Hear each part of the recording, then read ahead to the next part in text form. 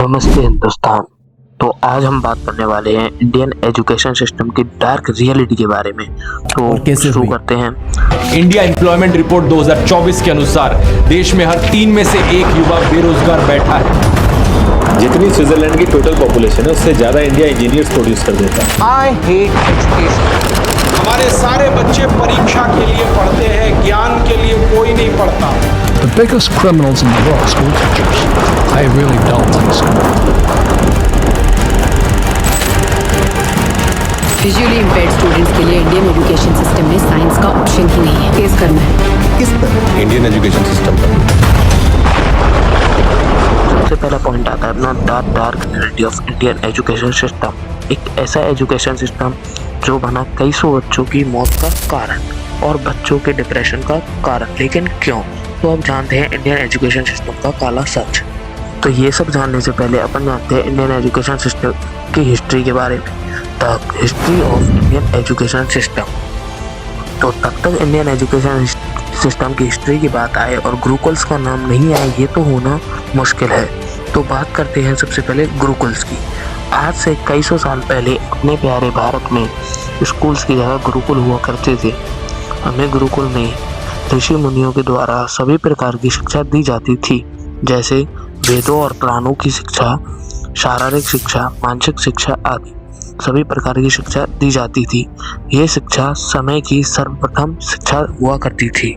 तो अब बात करते हैं प्रेजेंट इंडियन एजुकेशन सिस्टम के बारे में। प्रेजेंट टाइम में इंडियन एजुकेशन सिस्टम वर्ल्ड का सबसे बिगेस्ट एजुकेशन सिस्टम है, बट उसके साथ सबसे वर्स्ट एजुकेशन सिस्टम भी इंडियन एजुकेशन सिस्टम ही है। तो आज के समय में गुरुकुल्स को स्कूल के द्वारा रिप्लेस कर दिया गया है। तो इसके बारे में जानने से पहले हमें जानना पड़ेगा कि स्कूल्स कितने तरीके के होते हैं। तो भारत में स्कूल्स दो तरीके के होते हैं, पहला प्राइवेट और दूसरा गवर्नमेंट स्कूल। तो सबसे पहले हम बात करते हैं गवर्नमेंट स्कूल की। तो गवर्नमेंट स्कूल को गवर्नमेंट के द्वारा ऑन किया जाता है, जबकि प्राइवेट स्कूल्स को एक पर्सन, ग्रुप, कम्युनिटी या फिर प्राइवेट सेक्टर के द्वारा ऑन किया जाता है।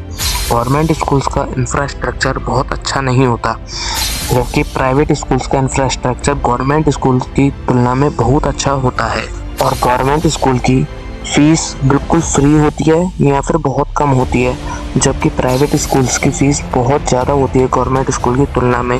इसी वजह से जो पिछड़े हुए लोग हैं वो प्राइवेट स्कूल्स को अफोर्ड नहीं कर पाते हैं। तो इसी वजह से जो पिछड़े हुए लोग होते हैं वो अपने बच्चों को गवर्नमेंट स्कूल में भेजते हैं। बट गवर्नमेंट स्कूल्स में एजुकेशन क्वालिटी बहुत अच्छी नहीं होती है, लेकिन प्राइवेट स्कूल्स में जो अफोर्ड कर सकते हैं वो ओनली अपर क्लास या फिर मिडिल क्लास ही कर सकते हैं। और उधर एजुकेशन की क्वालिटी भी गवर्नमेंट स्कूल्स के कंपैरिजन में बहुत बेटर होती है।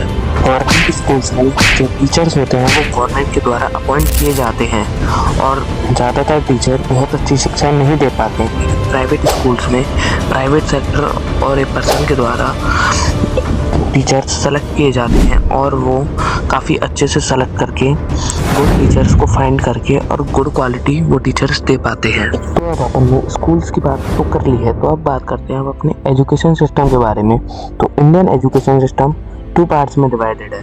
First primary education system, second secondary education system. तो प्राइमरी एजुकेशन सिस्टम 2 पार्ट्स में डिवाइडेड है, lower primary, upper primary. And secondary education system भी 2 पार्ट्स में डिवाइडेड है, lower secondary and upper secondary. तो लोअर प्राइमरी 5 से लेकर 8 साल के बच्चे पढ़ते हैं और अपर प्राइमरी में 8 से लेकर 12 साल तक के बच्चे पढ़ते हैं। तो अब बात आती है लोअर सेकेंडरी की। इसमें हम क्लास 7 to 9 पढ़ते हैं एंड अपर सेकेंडरी में क्लास 10 to 12। तो अब हमने इंडियन एजुकेशन सिस्टम के बारे में जाना, तो अब जानते हैं नॉर्डिक कंट्रीज़ के एजुकेशन सिस्टम के बारे में। Let's compare Indian education system to Nordic countries education system. Difference between Indian education system and Nordic countries education system. तो बात आती है इंडियन एजुकेशन सिस्टम की। यहाँ पर प्राइमरी और सेकेंडरी एजुकेशन मैंडेटरी होती है और एज स्पेसिफिक सिलेबस भी होता है। और नॉर्डिक कंट्रीज़ में भी बेसिक एजुकेशन फ्री और मैंडेटरी होती है, लेकिन सिलेबस फ्लेक्सिबल होता है। इंडियन एजुकेशन सिस्टम में वोकेशनल ट्रेनिंग और स्किल बेस्ड लर्निंग प्रोवाइड होती है स्पेसिफिक जॉब्स के लिए प्रिपेयर करने के लिए, और नॉर्डिक कंट्रीज में प्रैक्टिकल और स्किल बेस्ड लर्निंग पर ज़्यादा फोकस होता है। इंडियन एजुकेशन सिस्टम में पर्सनल और सोशल डेवलपमेंट दोनों पर फोकस नहीं करते, ओनली पढ़ाई पर फोकस करते हैं, जबकि नॉर्डिक कंट्रीज पर इंडिविजुअली और सोशल इक्वलिटी पे फोकस होता है। और इंडियन एजुकेशन सिस्टम में टीचर्स एंड पेरेंट्स का रोल इम्पोर्टेंट है, बट ओनली पढ़ाई के लिए, जबकि नॉर्डिक कंट्रीज में टीचर्स स्टूडेंट मेंटर होते हैं और पेरेंट्स का रोल इक्वली इम्पोर्टेंट होता है। इंडियन एजुकेशन सिस्टम में फिक्स एग्जाम और ग्रेडिंग सिस्टम है परफॉर्मेंस चेक करने के लिए, जबकि नॉर्डिक कंट्रीज में कंटिन्यूस असाइनमेंट होती हैं, ज़्यादा एग्जाम का प्रेशर नहीं होता और काफ़ी प्रैक्टिकल्स भी कराए जाते हैं। इंडियन एजुकेशन सिस्टम में ऑनलाइन लर्निंग और टेक्नोलॉजी इंट्रोड्यूस हो रही है, जबकि नॉर्डिक कंट्रीज में एजुकेशन सिस्टम में मॉडर्न और टेक्नोलॉजी फ्रेंडली है और हर स्टूडेंट पे फोकस होता है। तो अब बात करते हैं वर्ल्ड के ग्रेटेस्ट एजुकेशन सिस्टम की, यानी कि जापान एजुकेशन सिस्टम के बारे में। जापान एजुकेशन सिस्टम वर्ल्ड के टॉप एजुकेशन सिस्टम्स में से एक है और ये इंडियन एजुकेशन सिस्टम से फॉर बेटर है। तो अगर आप जानना चाहते हो कि Japan education system Indian education system से कैसे बेटर है, तो पार्ट 2 के लिए कमेंट करें। Let's talk about how students are going into depression. Bharat में स्कूल्स और पेरेंट्स के द्वारा बच्चों पर पढ़ाई के लिए बहुत प्रेशर क्रिएट किया जाता है और इंडियन एजुकेशन सिस्टम पर skill development, sport and IT sector पर भी वर्क नहीं किया जाता।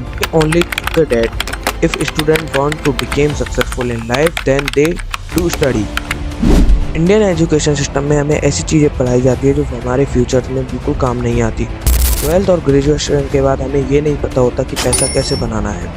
If you're not able to earn money after this education, then what will be the advantage? हमें इस प्रकार की शिक्षा से रोजगार नहीं मिलता और भारत में जॉब की कमी का सबसे बड़ा कारण ये इंडियन एजुकेशन सिस्टम है। यही कारणों की वजह से भारत के बच्चे डिप्रेशन में जा रहे हैं।